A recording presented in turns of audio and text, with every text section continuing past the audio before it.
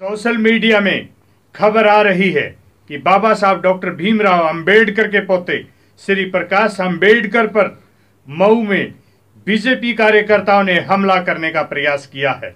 ये देश के लिए बड़े शर्म और लानत की बात है कि बीजेपी एक तरफ बाबा साहब डॉक्टर भीमराव अंबेडकर की विचारधारा और उनकी फोटो को आगे लेकर चलने का नाटक और ड्रामा कर रही है, दूसरी तरफ बीजेपी बाबा साहब डॉक्टर भीमराव अंबेडकर के वंशज श्री प्रकाश अंबेडकर पर हमले करवा रही है।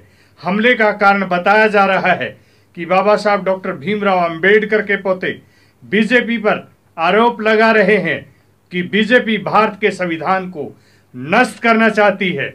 बीजेपी भारत के एससी, बीसी और माइनॉरिटी के लोगों के हक अधिकार पर डाका डालना चाहती है, उनके आरक्षण को खत्म करना चाहती है। देश में इमरजेंसी के हालात हैं, तो बाबा साहब डॉक्टर भीमराव अंबेडकर के पोते श्री प्रकाश अंबेडकर की आवाज को रोकने के लिए जो बीजेपी ने ये षड्यंत्र रचा है, ये बड़े शर्म और लानत की बात है। करते थे उसके खिलाफ यहाँ के साधु संतों की संगठन के माध्यम से आरएसएस इसको विरोध करते हैं। मैं आप लोगों से आग्रह करता हूं कि बाबा साहब ने खुद ही कहा था, एक मौका ऐसा आएगा, एक वक्त ऐसा आएगा कि जहां ये जात की लड़ाई को लेके इस देश में संघर्ष होगा। आज ये संघर्ष शुरुआत है।